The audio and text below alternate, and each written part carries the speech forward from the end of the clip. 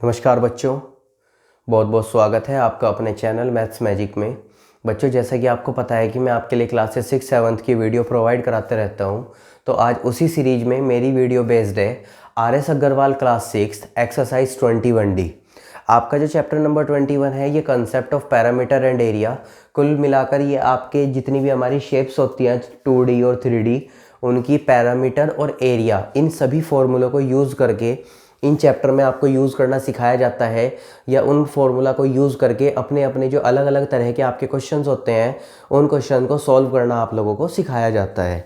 तो इस एक्सरसाइज की मैं दो मोस्ट इंपॉर्टेंट क्वेश्चन की वीडियो आज आपके लिए लेकर आया हूँ। ये दोनों क्वेश्चन आपके क्वेश्चन नंबर 6 और क्वेश्चन नंबर 7 हैं, जो एक्सरसाइज 21D के मोस्ट इंपॉर्टेंट क्वेश्चंस में काउंट होते हैं।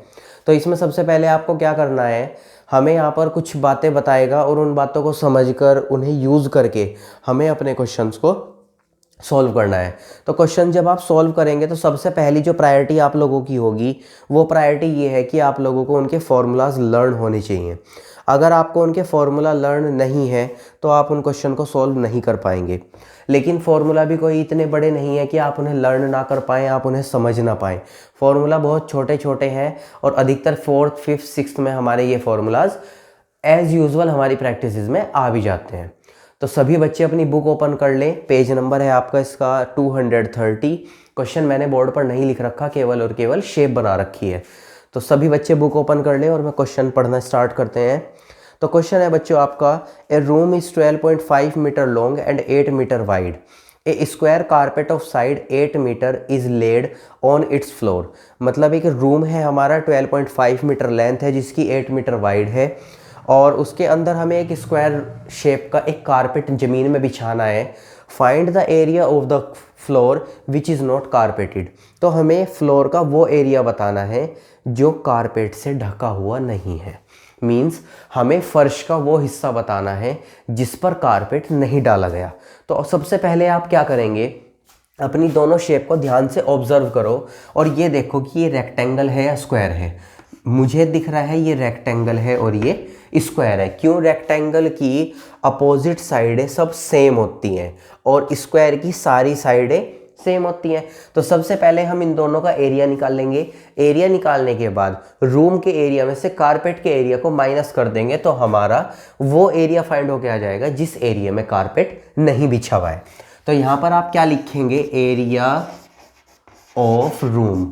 एक बात साथ ही साथ सभी बच्चों से कहना चाहूँगा, अपने क्वेश्चंस में फॉर्मूला लिखने की हैबिट डाल लें। अगर आप फॉर्मूला लिखते हैं तो टीचर्स को भी लगता है कि हाँ बच्चे को मेथड पता है, बच्चे को फॉर्मूले पता है और उसे ये पता है कि ये शेप बन कैसे रही है और कहाँ पर स्क्वायर यूज़ होना है, कहाँ पर रेक्टेंगल यूज़ होना है। इन सब चीज़ की अगर नॉलेज होगी तो वो इस चीज़ से मानी जाती है कि आपको उस मेथड के बारे में कितनी नॉलेज है। तो एरिया ऑफ रूम का फॉर्मूला मुझे यहाँ पर क्या लगाना पड़ेगा, लेंथ मल्टीप्लाई ब्रेथ। रीज़न ये होगा कि जो हमारी शेप है वो कौन सी है, रेक्टेंगल है, और एरिया ऑफ रेक्टेंगल क्या होता है बच्चों, लेंथ मल्टीप्लाई ब्रेथ होता है।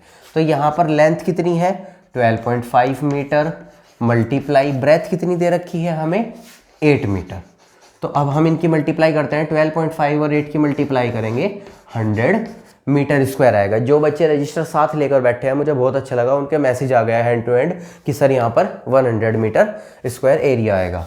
अब उसके बाद हमें यहाँ पर कारपेट का एरिया निकालना है। Area of carpet is equal to side multiply side. मैंने यहाँ पर साइड मल्टीप्लाई साइड इसलिए लिखा क्योंकि जो कारपेट है वो हमारा स्क्वायर शेप है और एरिया ऑफ स्क्वायर क्या होता है बच्चों, साइड मल्टीप्लाई साइड होता है। तो यहाँ पर साइड हमें कितनी दे रखी है, 8 दे रखी है। तो 8 multiply 8 is equal to 64 metre square.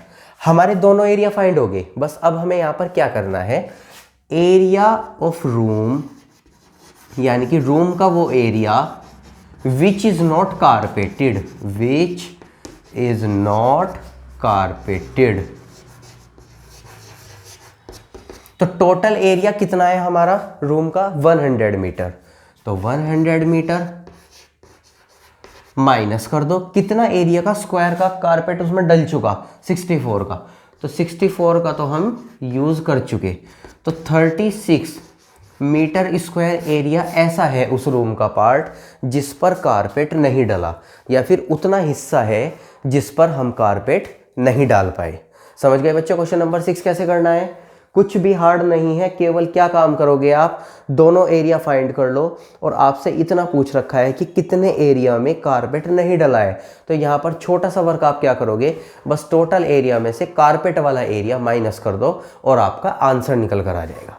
ठीक है स्टूडेंट्स, अब देखते हैं next most important question of this exercise, question number 7।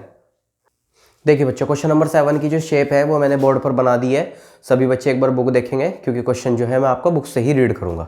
तो सभी बच्चे एक बार बुक में देखें। क्वेश्चन नंबर 7 है आपका, a lane 150 metre long and 9 metre wide. Meaning हुआ एक लेन है कोई, शेप है कोई, वो 150 मीटर तो लेंथ ही है और 9 मीटर आपकी विड्थ है। उसके बाद क्वेश्चन में कहा गया a square it is to be paved with brick. हमें उसे एक ब्रिक से तैयार करना है, each measuring 22.5 centimetre by 7.5 centimetre. Meaning एक ब्रिक की जो लेंथ और ब्रेथ है 22.5 सेंटीमीटर और 7.5 सेंटीमीटर।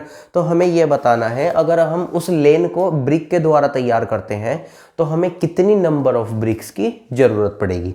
कोई डिस्ट्रैक्ट मत होना, कोई क्वेश्चन में कंफ्यूजन मत होना, सिंपल सा क्वेश्चन है। लेन को एरिया में कन्वर्ट करो, ब्रिक को एरिया में कन्वर्ट करो और जो आपका आंसर आएगा वो डिवाइड करके वहाँ से नंबर ऑफ ब्रिक फाइंड हो जाएगी। तो सबसे पहले हमें क्या बात फाइंड करनी है, एरिया ऑफ लेन। क्या होता है बच्चों area of lane? Length multiply breath. क्योंकि जो ये शेप है दोनों ये हमारी रेक्टेंगल है और रेक्टेंगल का एरिया क्या होता है, लेंथ मल्टीप्लाई ब्रेथ होता है। तो area of length multiply breadth मतलब 150 metre multiply 9 metre is equal to क्या हो जाएगा, 1350 मीटर स्क्वायर। ये हमारा उस जगह का एरिया है जिसको हमें ब्रिक से तैयार करना है। अब हम दूसरा एरिया फाइंड करेंगे यहाँ पर, एरिया ऑफ ब्रिक्स कितना है, लेंथ मल्टीप्लाई ब्रेथ दोबारा से। तो लेंथ कितनी है 22.5 सेंटीमीटर और ब्रेथ कितनी है 7.5 सेंटीमीटर। मैं वेट कर रहा हूँ 1 मिनट का, सभी बच्चे मल्टीप्लाई करेंगे और उसके बाद मुझे आंसर बताएंगे। स्टार्ट हो जाओ बच्चों, रजिस्टर उठाओ अपने अपने और आंसर का वेट कर रहा हूँ मैं।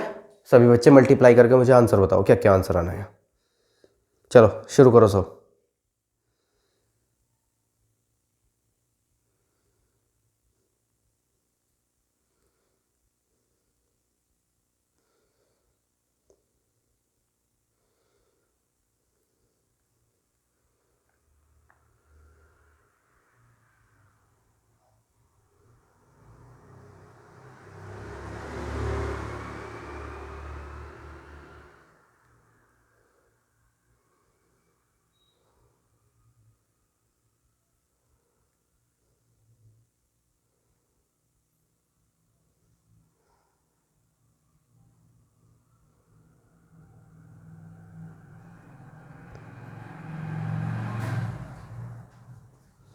कर ली भाई मल्टीप्लाई आप सब ने? चेक करो आप सब अपना आंसर। मेरा आंसर आया है 168.75 सेंटीमीटर स्क्वायर। आप सबका भी यही आंसर आया है। बस अब हमें यहाँ पर क्या करना है, इस लेन को तैयार होने के लिए जो नंबर्स ऑफ ब्रिक्स की ज़रूरत पड़ेगी अब हमें वो फाइंड करनी है। तो हम यहाँ पर हेडिंग क्या लिखेंगे, numbers of brick is equal to, heading लिखेंगे पहले area of lane upon area of brick, यानी कि जो टोटल एरिया है उसको ब्रिक के एरिया से डिवाइड कर देंगे। तो यहाँ पर हम क्या लिखेंगे, एरिया ऑफ लेन हमारा कितना आया है 1350। लेकिन एक छोटी सी बात जो ध्यान देने योग्य है, हमारा जो एरिया है वो लेन का वो मीटर में है और जो ब्रिक का एरिया है वो सेंटीमीटर में है। तो एक काम करते हैं, जो लेन वाला एरिया है उसको सेंटीमीटर में ले आते हैं। तो 1350 तो एज इट इज सेम रहेगा, लेकिन एक छोटी सी बात, 1 मीटर में कितने सेंटीमीटर होते हैं 100 और मीटर की पावर 2 है, तो यानी कि 2 बार आपको यहाँ पर 100 यूज़ करना पड़ेगा, 100 × 100।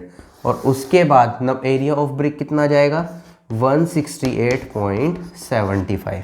यहाँ पर आप एक 100 और लगा दीजिए तो तो उसके बाद आपका ये जो पॉइंट है ये कट हो जाएगा। अब इसे 5 से कट करते हैं, 5 से इसको कट करेंगे 20 बार, 5 से इसको कट करेंगे 5 3 जा 15, 5 3 जा 15, 5 7 जा 35, 5 5 जा 25, ये कट हो गया। दोबारा से इसको 5 को कट करो, 5 6 जा 30, 5 7 जा 35, 5 5 जा 25, 5 से कटेगा आपका ये 20 बार। अब 675 के टेबल में 1350 डायरेक्ट 2 बार कट होता है। तो यहाँ तक का कैलकुलेशन आप सबको समझ में आ गई। बस अब हमें इसकी मल्टीप्लाई करनी है। 2 2 जा 4, 4 2 जा 8। अब ज़ीरो काउंट कर लेते हैं, 1 2 3 4। तो 80,000 ब्रिक मीन्स इस शेप को तैयार करने के लिए उन कंस्ट्रक्शन कंपनी को 80,000 ब्रिक की ज़रूरत पड़ेगी, जिसकी लेंथ ब्रेथ हमारे क्वेश्चन के अकॉर्डिंग हमें दे रखी है। ठीक है स्टूडेंट्स, समझ में आ गए दोनों क्वेश्चन आप सभी को? कैसी लगी आज की वीडियो? समझ दोनों क्वेश्चंस अच्छे से आप लोग प्रैक्टिस करोगे, अच्छे से आप लोग इन क्वेश्चन को कई बार सॉल्व करके देखोगे। एग्जाम के व्यू से क्वेश्चन नंबर 7 आप लोगों का मोस्ट इंपॉर्टेंट है। प्रॉमिस तो नहीं है कि ये क्वेश्चन आएंगे या नहीं आएंगे, लेकिन हाँ अधिकतर मैंने देखा है कि जो क्वेश्चन नंबर 7 है वो उस टर्म की एक्सरसाइज में से आपका एग्जाम्स में जरूर आता है। तो सभी बच्चे क्वेश्चन नंबर 6 और 7 दोनों क्वेश्चन की प्रैक्टिस करेंगे। ये मत सोचना कि मैं 7 को प्रमोट कर रहा हूँ तो आप 6 को नहीं करोगे। बहुत सी बार 6 क्वेश्चन भी आ जाता है, लेकिन मैंने इस वीडियो में दोनों क्वेश्चन ये ऐसे ही लिए हैं कि आपको आसानी से समझ में आए। आप इन दोनों की प्रैक्टिस करें और दोनों ही क्वेश्चन उम्मीद करता हूं जब आप प्रैक्टिस करके जाएं तो दोनों ही आपको एग्जाम में मिल जाए और आप इन क्वेश्चन को कंप्लीट करके अच्छे से सॉल्व करके आएं। ठीक है स्टूडेंट्स, तो आज की वीडियो में बस इतना ही। वीडियो कैसी लगी लाइक करें, सब कमेंट करके बताएं। कोई सजेशन हो मेरे लिए तो कमेंट में डाल दें या फिर मुझे पर्सनल चैट करके भी बता सकते हैं। और जो स्टूडेंट आज चैनल की वीडियो पहली बार देख रहे हैं वो चैनल को सब्सक्राइब कर लें और साथ ही साथ डिस्क्रिप्शन में दिया गया चैनल का व्हाट्सएप ग्रुप लिंक उसको भी ज्वाइन कर लें, जिससे चैनल की अपकमिंग वीडियोज़ की जो जानकारी होती है, इन्फॉर्मेशन होती हैं, वो सब आपको ग्रुप में से ही मिलती हैं। तो अभी के लिए इस वीडियो में इतना ही। मिलते हैं नेक्स्ट वीडियो में किसी नेक्स्ट टॉपिक के साथ। Bye bye. Have a nice day.